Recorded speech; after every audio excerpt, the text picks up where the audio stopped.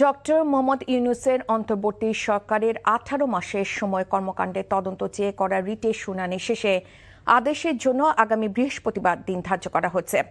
এদিকে হামের টিকা সংক্রান্ত ঘটনায় সাবেক প্রধান উপদেষ্টা ইউনূস সহ অন্য উপদেষ্টাদের দেশ ত্যাগে নিষেধাজ্ঞা চেয়ে পৃথক রিট দায়ের করা হচ্ছে। রিপোর্ট করছেন হাসান জাবেদ। জুলাই অভ্যুত্থানে 2024 সালের 5 আগস্ট ক্ষমতাচ্যুত হয়ে দেশ থেকে বাধ্য হন সাবেক প্রধানমন্ত্রী শেখ হাসিনা। একই বছরের 8 আগস্ট ডক্টর মোহাম্মদ ইউনূসের নেতৃত্বে উপদেষ্টা পরিষদ শপথ নেন। এরপর 18 মাস সেই সরকার দায়িত্ব পালন করেন।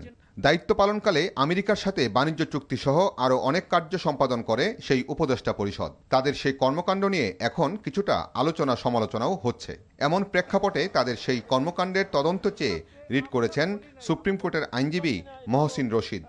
একটা কমিশন অফ ইনকোয়ারি চেয়েছি যে ইউনূস সাহেবের আমলে যা কিছু ঘটেছে একটা ইনকোয়ারি করতে। এই যে আমাদেরকে দাসত্বর মধ্যে নিয়ে গেছে আমেরিকার, বা এই যে টিকা বাচ্চারা মারা যাচ্ছে, কেন এইগুলি কিনা হয় না, এইসব টোটাল আমি সাপোর্ট করতে চাই যে আগামীতে যেন এরকম কিছু না হয়।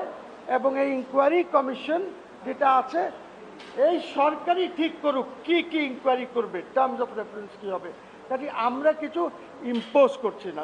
এদিকে হামের টিকাদান কর্মসূচি বাতিলে সাবেক অন্তর্বর্তী সরকারের সিদ্ধান্তকে ফৌজদারি অবহেলা উল্লেখ করে ডক্টর মোহাম্মদ ইউনূস সহ সংশ্লিষ্ট ব্যক্তিদের ভূমিকা তদন্তের নির্দেশনা চেয়ে হাইকোর্টে আরেকটি রিট দায়ের করা হয়েছে। আদম ব্যাপারে লাইসেন্স থেকে সবই দিয়েছেন, সে আর ধারাবাহিকতায় এই আমাদের জীবনের সাথে সম্পৃক্ত, যেখানে জিরো লেভেলে চলে গেছে হাম বাম, যেটা সেটাকে উনি বন্ধ করেছে শুধু প্রাইভেটের জন্য।